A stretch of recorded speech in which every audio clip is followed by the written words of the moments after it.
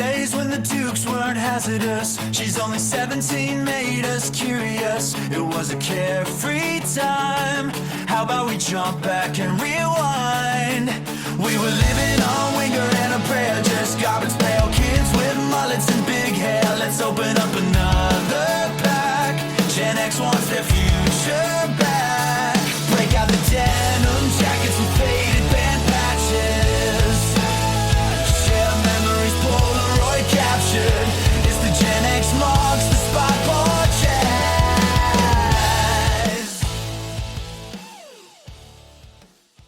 From the Wherever I May Roam studio, it's Gen X Marks the Spot podcast, and I'm your host, Joe Augustine.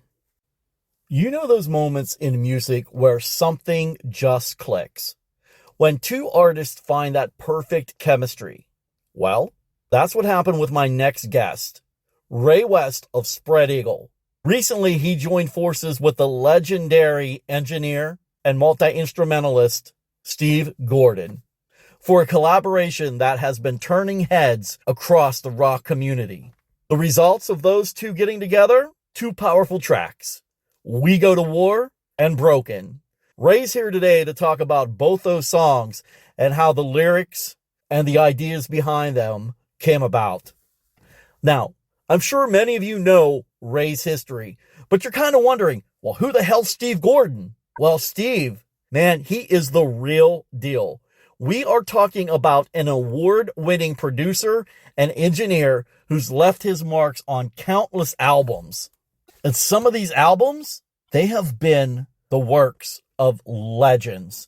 Literally, Frank freaking Sinatra. Steve has worked with him. Oh, we're not just talking rock.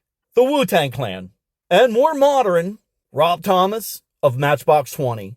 Now, I told Ray in the interview, when I first heard those two tracks, if someone would have gave me $1,000 to guess correctly who was on vocals, I would have lost. I never would have thought it was Ray.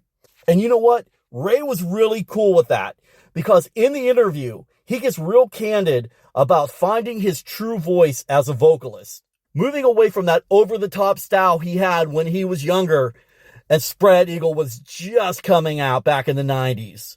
Ray also gets real about substance abuse and overcoming addiction in today's interview. And you know something really cool? I may have just convinced Ray to write his autobiography. Now, Ray, you got to do this, man, because, you know, I'm still a part of that book it scene when you get a free personal pan pizza for reading a bunch of books over the summer months. Come on, Ray. Hook me up, man. I would read that autobiography because my youngest is a member of the Book It Club. It's time right now to spread out. We're getting to know Ray and how he got together with Steve Gordon. Here's my interview with Ray West of Spread Eagle. Yeah, listen, man, you have a face for the stage. I have a face for audio only. Oh, you're fucking funny. That's fucking fun. So you just go by Ray, right? Yeah. My mom called me Raymond when she used to get mad, so that's different. Oh, yeah. I was Joseph, you know, or you little shithead. So my surname is Ramos, so I became Ray West when I was like 16. So how old are you, man? Because you're got to be in your 50s, I would imagine that. Yeah, man. Yeah, we're like where's all the other rockers? We're the younger part of that. Yeah. Thank God. I know a lot of cats that are entering their late 60s and 70s. People that I had no idea. So I mean, it's really funny because if you'd have told me that we'd be doing this in the latter part of our lives, I would have laughed at you. But I mean, everybody's, some people are holding up and some people aren't.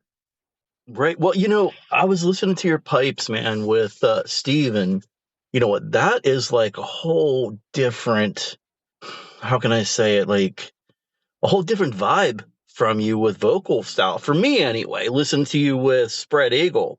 When I did the first Spread record, I was young and I didn't know any better than to just be as high energy as I could on the mic because I was kind of pushed to be like that. Mm-hmm. And then as you sort of like as you go on from that, you're like, oh man, I don't have to be at 100. I can like just sing with my natural voice. So what you're hearing when you hear like the stuff with Gordo and things I've done in the past couple years, that's me in my natural voice. Okay. Like I don't have to be like none of that shit. It's just like it's just singing. You know what I mean? For singing's sake, it's not me trying to affect myself by pushing a raspy tone or any of that stuff. It's just my natural energy instead of trying to be balls to the wall. I learned you don't have to be balls to the wall all the time. You could just sing. So I don't So have to yeah, I use mean, my radio voice when I'm talking with you. So that's good. I oh, like that. dude, how many cats do we know? You talk to them and then they're like, "All right, man, listen, I'm gonna get the mic on in a minute and I'll introduce you guys and it'll be really mellow, okay? 3, 2, hey, how the fuck are you?" It's like, come Right. on, man. Just, we live in a new age, man. It's just, I think it's about, I think authenticity is a big deal.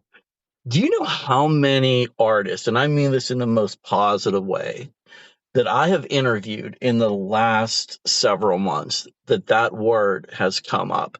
And I so much want to touch on that subject. And if you want to go ahead and elaborate, please go ahead. Sure. No, you finish. Finish your thought. Well, I'm going to give you my opinion on what maybe some artists in your genre are Sure. that are still out there today, plugging away, trying to make that buck, and it's not authentic anymore. Right. Like a lot of people just phone it in. They think that they can make shit sounding records for cheap and pocket whatever money they get from whoever, or they just make shit sounding records, whatever, and they think that they can get away with just doing their younger self over and over again. And as you get older, that's not where it's at. As you get older, you got to come to terms with being like honest. Like this is where I'm at now. Like I'm aging, I'm getting older. I'm not singing about sex, drugs, and rock and roll anymore. You know what I mean? Hmm. Like things change. Like as you get further into things, there's so much bullshit in the past. There's no, it just we'll take it back to the reason that let's take it back to something that's everybody would know. The reason that grunge came in and kicked everybody's ass is because it was authentic and real to a point, but it was substance over style. Am I making sense? Absolutely.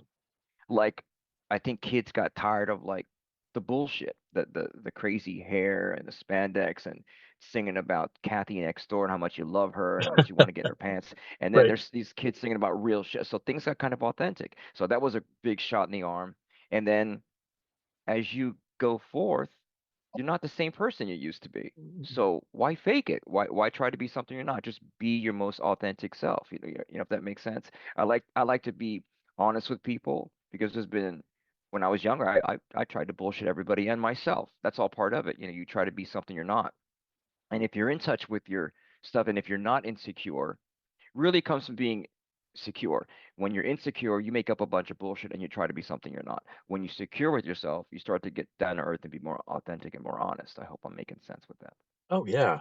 That's how I kind of am in life, and I'm finding myself literally who I am in my 50s, even though as I was coming along, throughout the last 20 or 30 years, I'm like, yeah, yeah, yeah, this is who I am. But then, you just hit a moment whenever Sure. that may be, as if, all right, I need to take a step back and realize, I'm not that 23-year-old, and I'm going to use a sports analogy because I always played sports. I'm not that 23-year-old shortstop. Hell, I am 51 and I'm playing goddamn church league softball and, Oh or yeah, or man. beer league softball. I can't do what I did anymore. Yeah, people come to the game, you think they want to see you, bat grand slams all the time when you can't. You know what I mean? Oh You yeah. gotta just you gotta swing for what you can and you take as many bases as you can. But man, we've all come a long way. You're talking about the whole culture of rock and roll aging. You know, Yeah. the going to the arenas when we were kids and to the stadiums, that's all gone away. Now it's like all of a sudden people they grow up, they had kids, they got, real decent jobs that paid them well. Now their kids are gone. So some of those people can afford to go to the concerts in the arenas. But the rest of us that are just, you know, a lot of 9 to 5 folks just trying to get by, just want to be able to go to a club and see a band, but that's the culture of going to see a band has changed because there's a lot of what they call brand over band. Well, think about it. It's like this whole tribute culture that's come around, and or guys that are in bands and there's maybe like not even any original members left. So you got like the whole Journey thing, the Foreigner thing, whatever else comes next. You know what I'm saying? Mhm. It's scary stuff. We're Yeah. losing people, and there's nobody.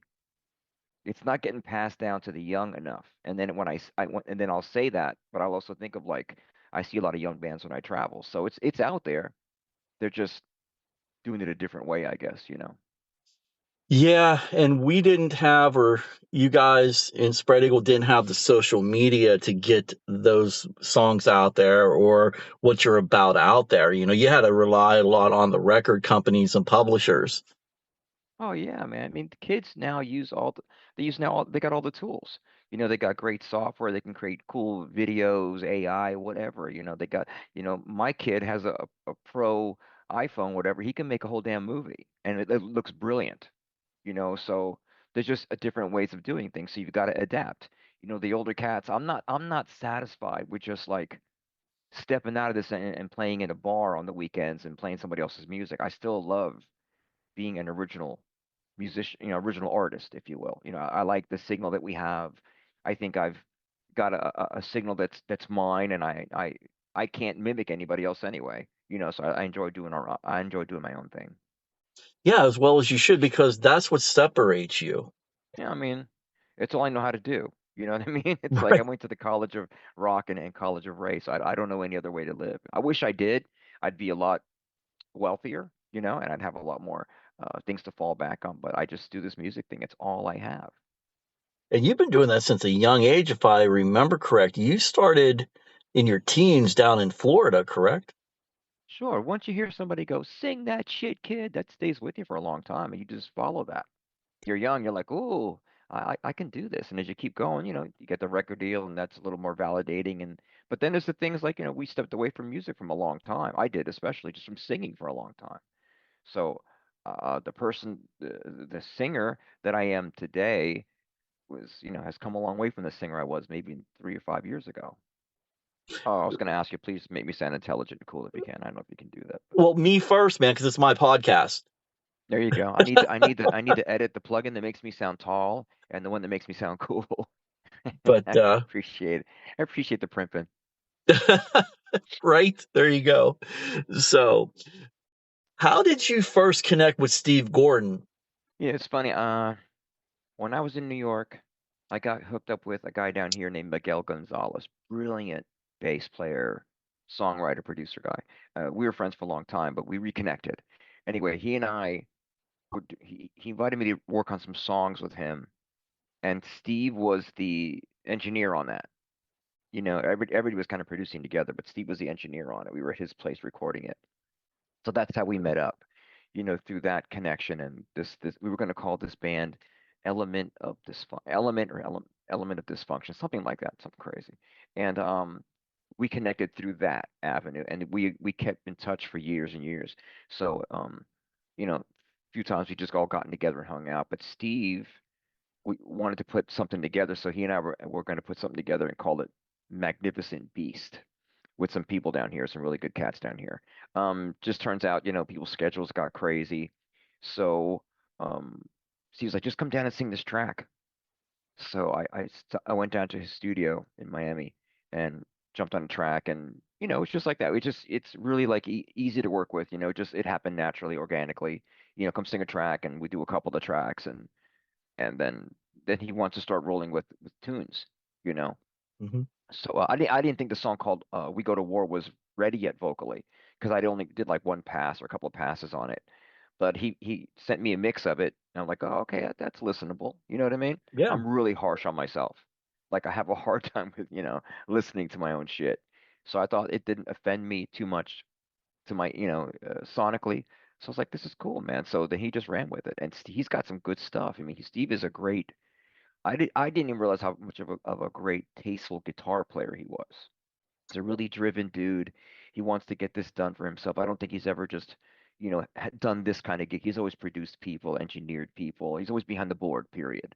I know he does like a cover gig or something that he was doing for a long time, but he's never had an original gig that he was part of, that he was presenting to, like, this is me and this is what I do. So I hope that makes sense. It happened organically.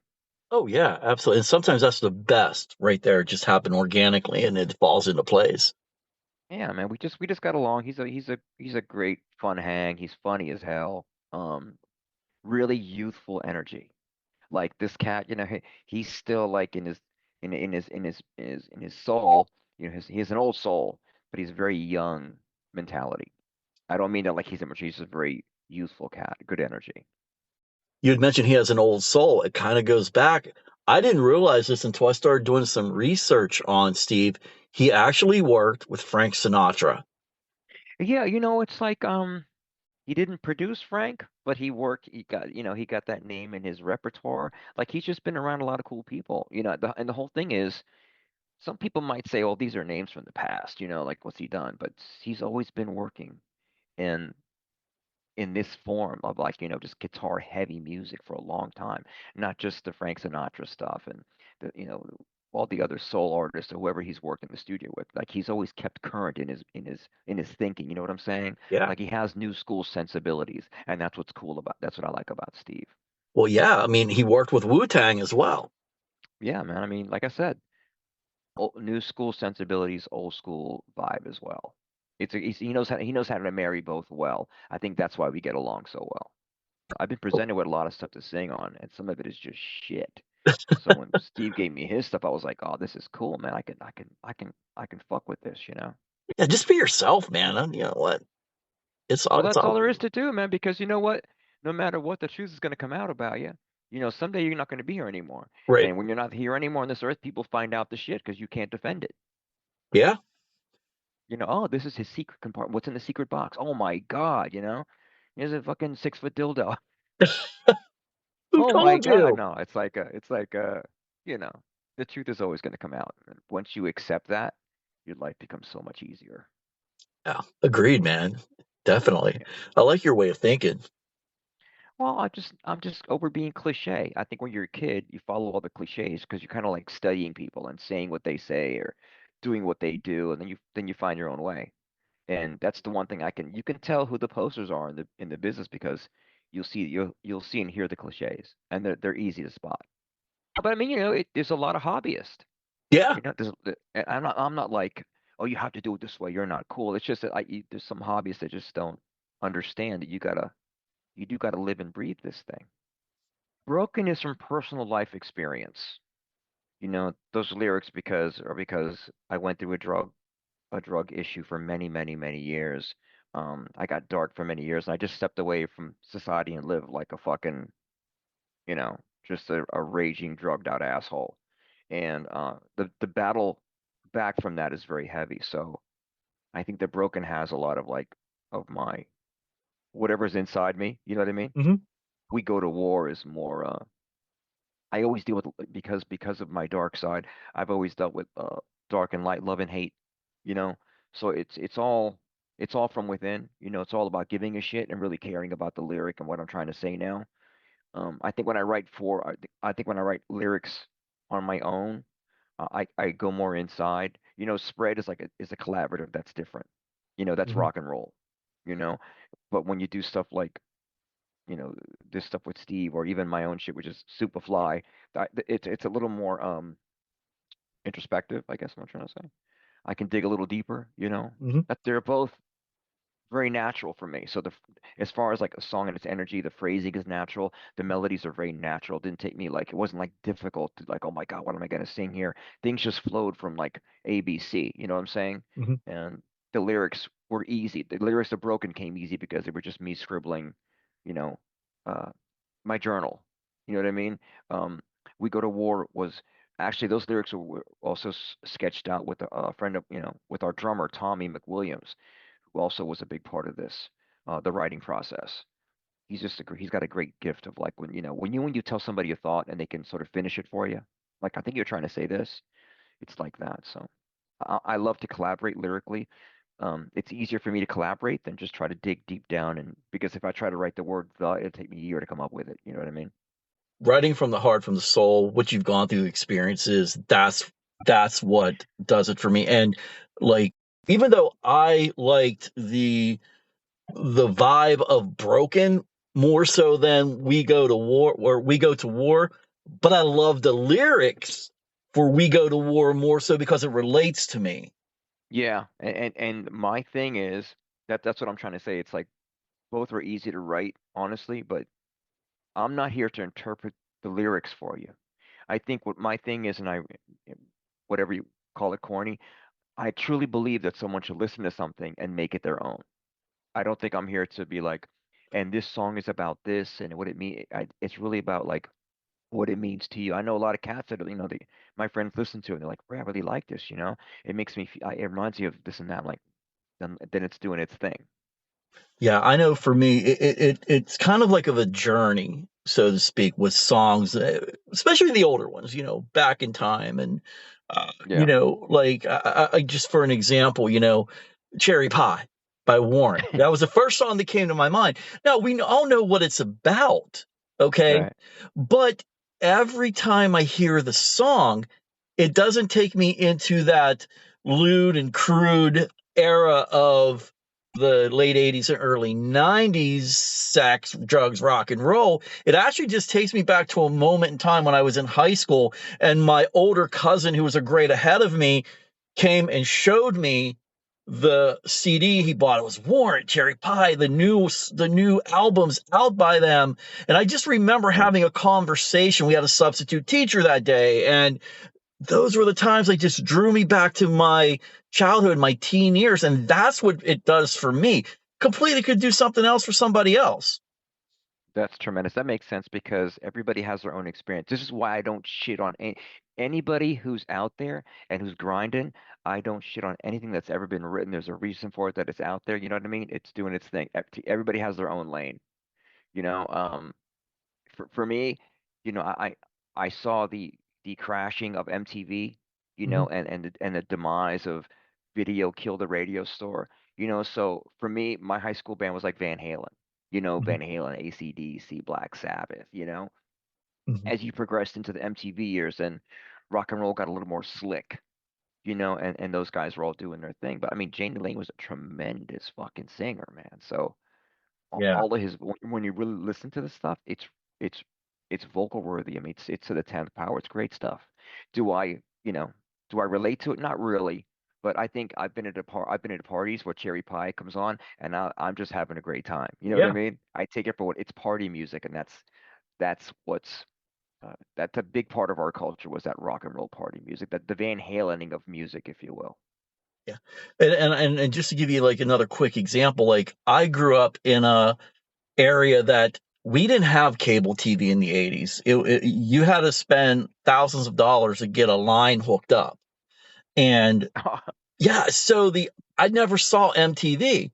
So only thing I could relate to with the music is just hearing it on the radio. But the very first time, I'll never forget this, the very first time I watched MTV, Heaven by Warrant was on, and I had already heard the song. I was used to it, but I was at my great aunt and uncle's in Pittsburgh, PA, and that was the first time I heard it on TV, and that sticks with me. Watching the videos, I was a late bloomer into the early 90s when I was like going to college and watching on VHS tapes Headbangers Ball. Like, oh, dude, I heard about Headbangers Ball. I'd never seen it. And I'm just, Yeah. and it gives you a whole different vibe of what the band's like. Oh yeah, it was a rite of passage. I mean, one of the coolest days in our life was going to the MTV studios and going on Headbangers Ball and being on there with Ricky. It gave you, it was like a rite of passage. It was validating for you. If you were a band and you got to sit on the couch, and rap to Ricky, it was like, I guess, what it was used to be like back in the day to talk to Dick Clark or something. You know what I mean? But that Yeah, was our version of that.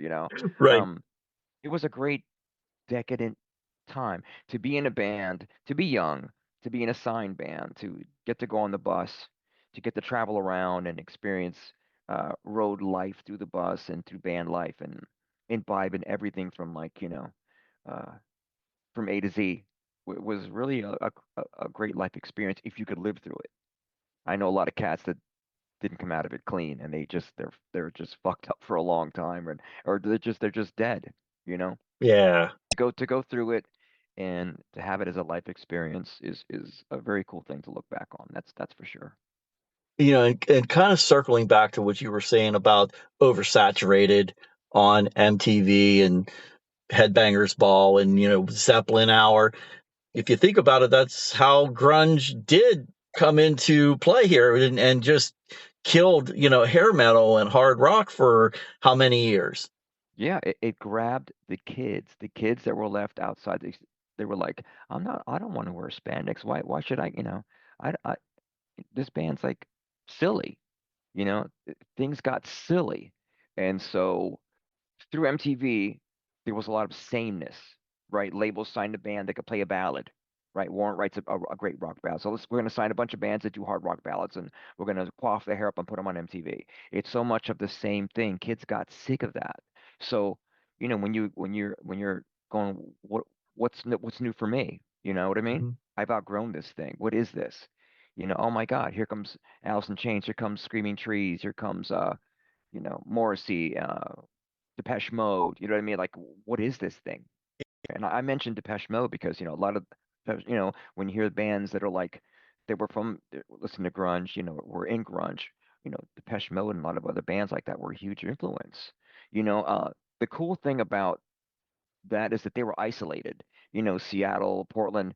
Well, you're up in the corner of this country, and like, what are they doing? They had soul. They were putting together soul music with everything. Go back to Andrew Woods, right, from Mother Love Bone? the Love Bone. Yeah. He was a catalyst for a lot of that stuff over there because he listened to like soul music and he brought that into to the rock thing and he made a gumbo of it, and they created this great sound out of that in the West Coast, Upper West Coast. It's so many things that made that happen. That was a storm, that was a perfect storm that just happened and it just rolled down into MTV and MTV was like, "Oh, this is the new thing. Let's do this now." It's really simple. It's the marketing way. What's bigger and better? Let's throw this away. Let's go. Let's look at this now. This is my own personal story with grunge. I was still trying to catch up with bands Mm. such as Spread and Roxy Blue and so forth that came out right when grunge was hitting. And then I just got bombarded with grunge, and I was like, absolutely not. I'm not listening to Yeah. grunge. But then eventually it just overtook me as well. And I hate to admit it, and I do now, but 20 years ago, 10 years ago, man, I hated grunge. It ruined my favorite genre of music. But now I think it's pretty damn cool because I don't like the music that's out there now. So, Oh yeah. I'll give you three words, man. Alice in Chains. Like yes, that's the band that was like did it for me. I'm like, oh my God, them and Soundgarden. I was like, wow, this Man in the is Box. this is heavy. It's like reminds me of like this someone grew up listening to Sabbath and Stevie Wonder at the same time, or something. It was like it just worked. So I here's my thing with music. If something feels good, I like it. Doesn't matter whether it's got bells and whistles or it don't. You know what I mean? Hmm. I just like music that grooves me and makes me feel something, whether it's an 80s tune, whether it's Rat, you're in love or something like that, because I gravitated more towards uh heavier, edgier sounding things. So from the 80s, I love the Rat sound. I think that band was special when they first came out. I love that sound. I like Motley Crue when they first came out. But before that, I was a Black Sabbath kid and a Zeppelin kid and AC/DC. I like my music raw and right down the pipe. I didn't want it slick. And then, and just to go on, I'll rant a little further. For me, when Guns N' Roses came out, I was like, holy shit, that's rock and roll. That's the way that's hard and heavy. That's just straight up rock and roll. And I love that. So yeah, man. There's that whole LA scene where like it just started to like switch from like a glammy vibe to like that hard rock, but LA Guns were switching in there. There's a lot of people that got caught in that. But when One, you hear Soundgarden, Alice in Chains, even Nirvana, man, you're like that's something different. yeah. Smells Like Teen Spirit. It is the song. It's the go-to song of that grunge era for me, anyway. Yeah, and when you start digging into that album, what's the Polly wants a cracker? that shit fucks with your head. You're like, wow, that's Yes. really dark, man. That's spooky stuff. That's dark shit. And you're like, but it's heavy. It doesn't take a riff or a big heavy chord to make something heavy. It can be lyrical. Like I think Sade is some of the heavy shit I've ever heard in my life. Yeah, Smooth Operator. Yes. Oh my God. Yeah. Okay. It took me for a moment. I know who you're talking Yeah, about.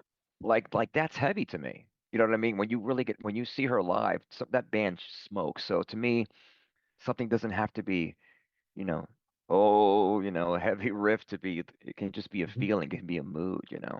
I love Dio, but I was never like and I am a Viking. I was never into that shit either. Well, I'll tell you, there's a band out there that caught my attention literally over Thanksgiving called the Lemon Twigs. No, let me write that down. Yes, if you like 60s pop rock, like Beatles, Beach Yeah. Boys, Hermits, that is the band right there. They are the shit right now on my playlist. Like, I started like, oh, Really? there's one song. Okay, yeah, they're probably one hit one. No. Yeah, Okay. yeah, the I'll take it for Lemon that. 'Cause Twigs. I know I'm sure you listen to a lot of stuff, so I'll take it for that. It's funny that's the beauty of the now. There's always something really cool out all the time. You just have to be willing to be open to searching for it and letting it hit you. I know a lot of people they just don't do that. They get older and I got my serious hair metal on and like listen nothing else. You know what I mean? It's like That you was gotta me. change it. Okay, so and Yeah, then you learn you gotta you're like, well, maybe that's what else is out there? What am I missing out on? And that's life, man. What's the key? Always be learning, right? yeah, So absolutely. music's the same way. I'm not in any way. I don't think I've ever been a musical bigot. I think I was when I was younger. Metal, that's it, fucking metal. And then I grew up, and I was like, oh my God, before metal, I was raised on Motown, so I love like the Jackson Five and all that shit. I love soul music, the Commodores, man. I listen to everything.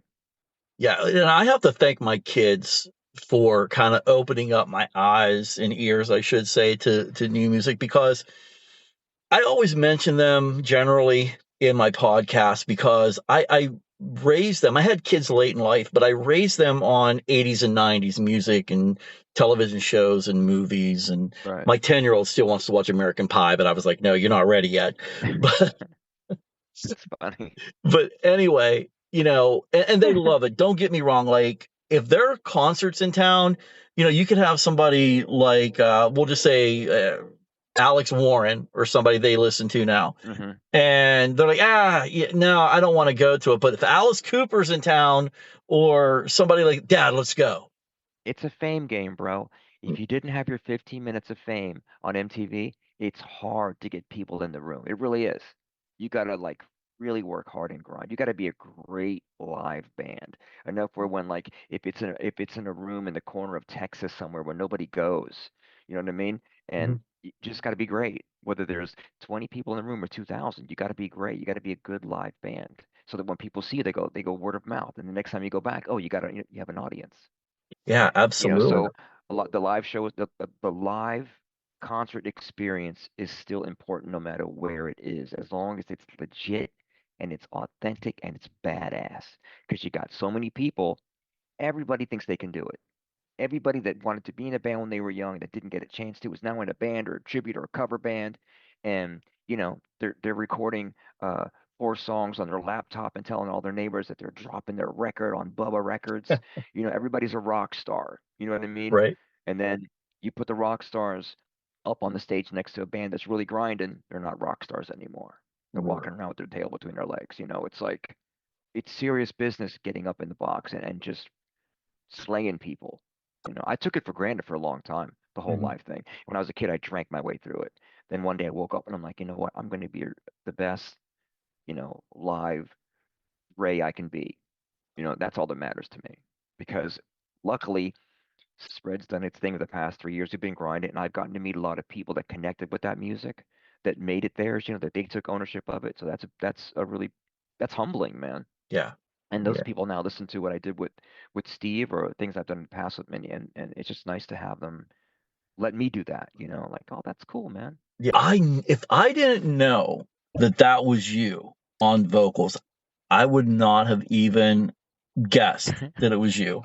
Well, that's cool. That's cool because you have to really listen. Some people are like, oh, I know that's you. You know, the more natural you can sing to get to your real center, and and just own it and be comfortable with it is really a cool thing. So Yeah, absolutely, man. You should be proud of those songs, man. thanks, man. You know what? Thank you because I used to have a hard time taking a compliment, and because I had imposter syndrome for so many years.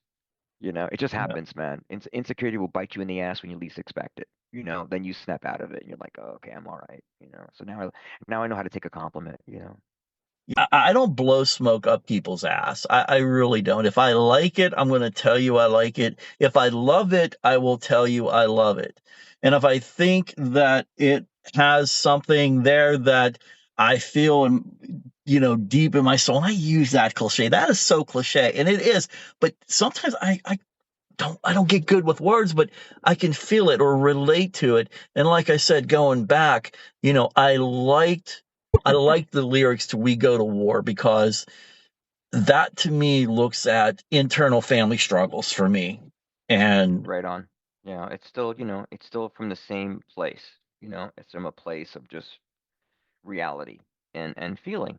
You know what I mean? yeah, If you can get to this, if you can touch base with that, it's a really cool thing when it happens. Without being conscious.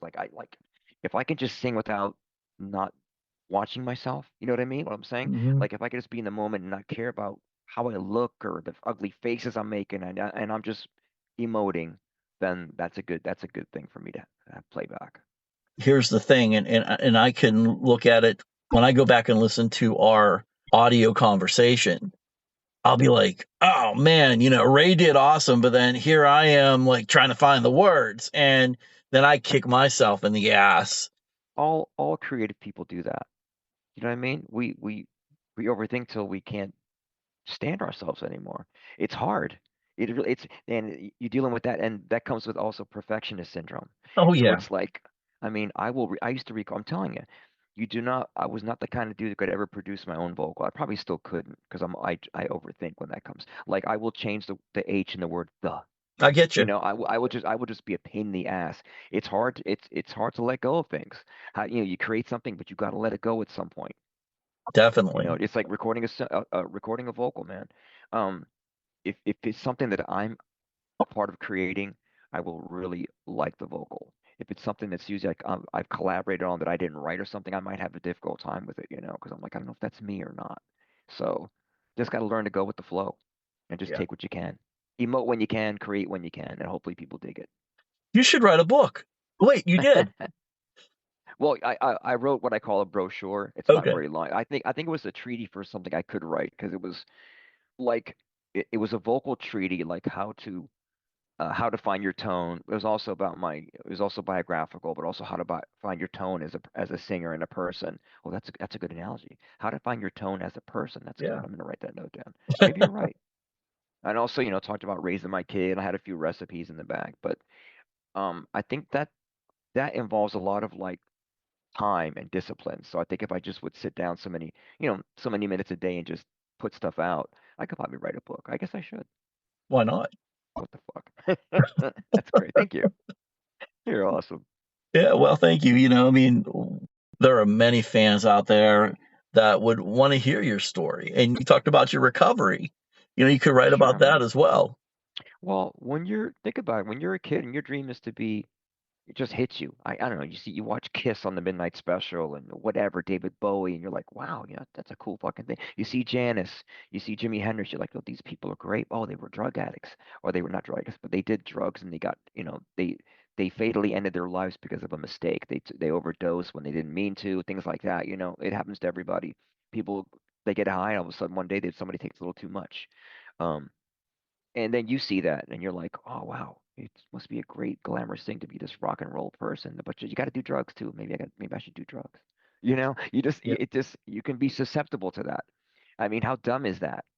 I could have just rock and rolled and had a great time, but I was in a moment of insecurity. I drank maybe too much beer, did too many shots, and I did too much cocaine. Then somebody gave me too much dope, and there was too much pills. You know what I mean? It's an endless. It's this rolling thing that you can't stop. There's two kinds of people that do drugs, man, or that don't. There's the person that does it and will never do it again. And then there's the person that does it, and it's like putting on a really cool jacket that Yeah, makes you feel cool. You know what I mean? And that's a problem. At some point that jacket's gonna get, it's gonna fray, it's gonna turn to shit. You know what I mean? It's not gonna look good anymore. I gotta write that down too. Fuck, that's good. I like Anyway, that. it's like, Well, you know what I'm saying? You know what I'm saying? yeah. To go a step further with it, as far as the other cycle of it, you could have the best intentions as a human. You know what I mean? Hmm. But when you're doing hard drugs, if you're insecure, it will rob you of whatever talent you have. So when that's not around anymore and it robs you of it because of this psychological thing you're going through, you're like, oh my God, I can never get back there again. So I'll just keep getting high. And then one day you stop getting high because you're at rock bottom and you got to fight to get that talent back. Yeah. But Yeah. you have to believe that you had it at some point. You know what I mean? Right. Yeah. And it's what you get. It's you learn to really like kindness back to people that give it to you. And it's like Yeah. it blows my mind like when somebody, oh man, one band, I never want to hear somebody bitch about how people come up to them or want a t-shirt signed or whatever. I mean, if someone wants to come up and talk to you because they connect with what you do and they're kind, I mean, come on, man. That's like a special, that's special, man. I'm not talking about that thing in a because you're in a bar and you get up and jammed or something. And, oh man, you sang that song great. Mhm. There's a connection people make with you in general with what you do. And come up and say hi. It's beautiful. Yeah. Because there was something there. There was that connection. Well, you'll feel it. It's a it's Hmm. it's a real connection they've made with you, whether it's through a song or whatever. You know what I mean? Hmm. It's just once you connect with them, Hmm. man. I've had people say the sweetest things to me in the past 3 years. Because the past 3 years we've been grinding because we got Johnny, our guitar player, as far as spread. So Hmm. we've been working as much as we can and reconnecting with the people that connected with the music. So Right. this place that people people just say the nicest things, man. That will keep you going if you didn't want to in the first place. I mean, just a lot of support. There's a lot of support if you just let it happen. And they'll connect like, oh, dude, I love the tattoo. I love the shirt. And let me just say, when you wear the spread eagle shirt, it shows that you are connected to the outrageous. That it's okay to be a little crazy. You know what I mean? Because it is an outrageous name. It's very liberating. It's and people wear the shirts and it's like, who you gonna say? Spread eagle, really, man? It's a liberating place. So it's more than just an outrageous name. It creates a sense of freedom. Means you can do whatever the fuck you want when you're in the room. It's a safe space with us. Look at us, Absolutely. man. I thought we talk longer than I thought we were going to talk. This is cool. You were like, yeah, I'm just going to do this interview. This dude's another asshole. No, it's cool, man. I like being able to connect with people who give a fuck about music. I do, You know, 100%. I was a radio disc jockey 25 plus years ago, and then went into the mental health field. And anything you want to talk about before we close it out for today? and I've said this to a couple of people. I know how lucky it is to be able to connect with people and really enjoy just being in the same space and playing music. And for the people that want to just have a good time and not worry about, you know, being cool or being hard, you know, come see a live rock show. Yeah, Because we still need to save rock and roll culture. Yeah, people pay $1,000 to go see a name they've heard of in a big room, but go see the young bands. And Spread is doing its thing to spread its vibe wherever we can. It's just about having a good time. I still believe in rock and roll as a raw live thing. I don't think you need bells and whistles and tracks to do it right. I just think you need to be in the room with people that really do something well and enjoy the feeling together. So, you know, we invite everybody to the party. So I'm happy to still be alive to be able to do this. Talk to people about music. It's really rare you can have a really good conversation like this yeah, and not be interrupted. So it's really cool. You know, who the fuck am I? I'm the guy that still wants to make people happy and connect and do this because I still believe in it. I still love the art form, so that's why I'm here. yeah. I mean, hands down. Even though I said, I'm trying to branch out into other genres, this is still my go-to. Nothing's going to change. Yeah, we can listen to everything else, but I still believe in the power of rock and roll, man. Yes, I will sing other things, enjoy other kinds of music, but I do this because I still believe in it. I Absolutely. don't think you have to sound like I don't think you have to sound like everybody else. I don't think you have to run a million tracks to sound perfect. I just think you need to get in the room with people and just make it work.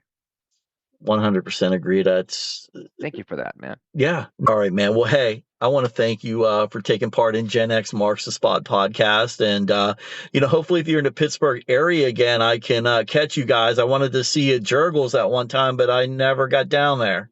Oh man, well just make sure just stay in touch with me. All right, Ray. Well, hey, you have a good holiday, and I will hopefully catch up with you somewhere down the road. All right, Brother Joe. Be good, man. Take care. You too. Thank you. If Ray would have told me one more time how fucking awesome I am, I don't know what I would have done. I mean, nothing disgusting and sick, but hell, he just won my heart over. Man, what an incredible time I had with Ray in this interview. He is one of the chillest, coolest dudes to talk to. I only wish I could have played more of our interview, but I had to keep it somewhat PG. Anyway, listen, that creative chemistry between Ray and Steve Gordon is undeniable.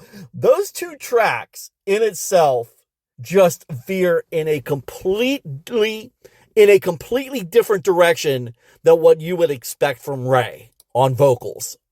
Now, I'm not saying that's bad at all, because damn, We Go to War and Broken absolutely kick ass. So I have to say, if you're expecting a Switchblade Serenade style of music from Ray and Steve, well, you'd be surprised, because it's not, but you're going to be surprised in a pleasant way. Trust me on this. And Ray, listen, man, I was dead serious when I said you need to write your autobiography. Honestly, your story needs to be told. From what you were telling me off air, it's all too good to be kept locked away. So Ray, man, please think about it. I think your fans are ready for it. And I know fans here in Pittsburgh, man, we are keeping our fingers crossed that we're hoping to see Spread Eagle soon. And if not with Spread, man, maybe even with Steve Gordon coming through town. Bring it all right here to the Steel City. Because, man, we are all about the energy and the rawness of rock and roll. And Gen Xers, keep the music loud and turn my podcast up to 11. Peace out. Props everyone for listening. I'm Joe Augustine with Gen X Marks the Spot podcast. It's the Gen X Marks.